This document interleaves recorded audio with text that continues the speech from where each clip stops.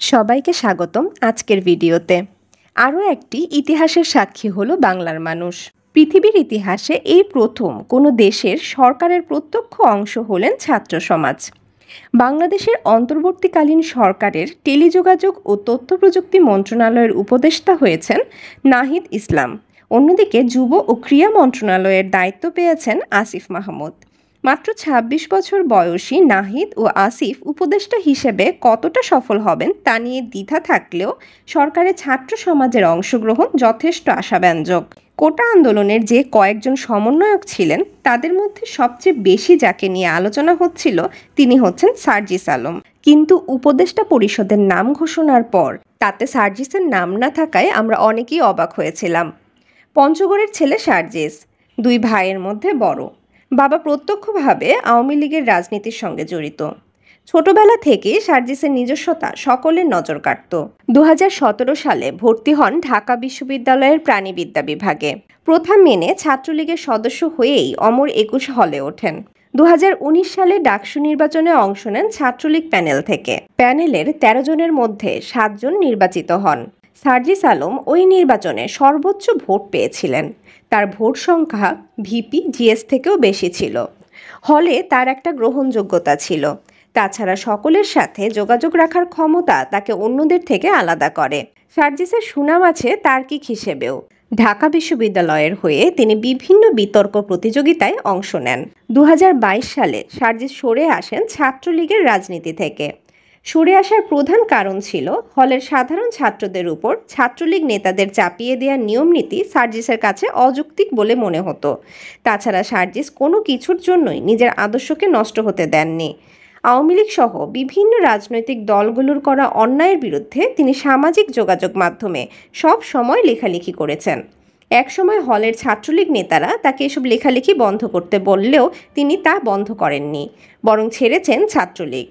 তার সত্যের প্রতি এই দৃঢ়তা তার আদর্শ নেতা হবার যোগ্যতার প্রমাণ দেয়। কোটা আন্দোলন শুরু হবার পর এ আন্দোলনে অংশ নেওয়ার কারণে ছাত্রলীগ নেতারা তাকে হল থেকে জোর করে বের করে দিচ্ছিলেন। তখন হলের সাধারণ শিক্ষার্থীরা হলের গেটে এসে সমবেত হয়ে তাকে বের করার প্রতিবাদ জানান। প্রথম আলোর প্রতিবেদন অনুসারে সার্জিস কোনো ঝামেলা না করেই হল থেকে বেরিয়ে যাচ্ছিলেন। একসময় ৫ থেকে ৭০০ শিক্ষার্থী হল গেটে তাকে আটকাতে সমবেত হন। এক পর্যায়ে ছাত্রলীগের অভিযুক্ত নেতা তার কাছে ক্ষমা চান এবং তিনি হলে ফিরে যান। এই ঘটনা থেকে ছাত্রদের মধ্যে সার্জিসের জনপ্রিয়তা ভালোভাবেই আন্দাজ করা যায়। উপদেষ্টা পরিষদে নাহিদ ও আসিফ শপথ নেবার পর ফেসবুকে সার্জিসের একটি স্ট্যাটাসের মাধ্যমে তাদের অভিনন্দন জানান এবং লেখেন তারা বড় একটি স্যাক্রিফাইস করেছেন, কারণ উপদেষ্টা হওয়ার কারণে আগামী নির্বাচনে তারা অংশ নিতে পারবেন না। স্যাক্রিফাইস শব্দটি দিয়েই এইটুকু আন্দাজ করা যায় সার্জিস হয়তো আগামী নির্বাচনে অংশ নিতে যাচ্ছেন। এরপর থেকেই গণমাধ্যমে গুঞ্জন ওঠে ছাত্রদের পক্ষ থেকে হয়তো গঠন হতে পারে কোনো নতুন রাজনৈতিক দল। পুরো আন্দোলন জুড়ে সার্জিসের যে সাহসিকতা ও দূরদর্শিতা দেখা যায় তা সত্যি প্রশংসার দাবি রাখে। কোটা আন্দোলনের সমন্বয়ক হিসেবে বেশ কিছু সাহসী তরুণ কাজ করেছেন। হতেই পারে তারা কোনো নতুন রাজনৈতিক দল গঠন করবেন। আর জনপ্রিয়তা এবং দূরদর্শিতার দিক থেকে বিচার করলে দলের প্রধান হয়ে উঠতে পারেন সার্জিস আলম। বাংলাদেশের বড় দুটি রাজনৈতিক দল একে অন্যের প্রতি শ্রদ্ধাশীল নয়। প্রথম থেকেই এদের মধ্যে পেশাগত আচরণ কম আর পারিবারিক শত্রুতা বেশি দেখা গিয়েছে। তারা কখনোই পারিবারিক গণ্ডি থেকে বেরোতে পারেননি।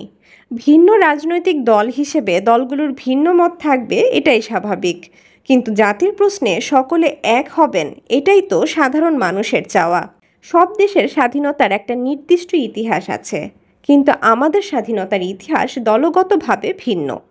এটা তো কোনোদিন কাম্য হতে পারে না। এটা আমাদের স্বাধীনতার অপমান এবং জাতিগতভাবে আমাদের দুর্বলতার প্রকাশ।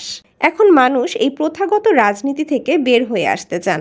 নতুন নেতৃত্ব আসার এখনই হয়তো আদর্শ সময়। আজ এ পর্যন্তই। দেখা হবে পরের ভিডিওতে।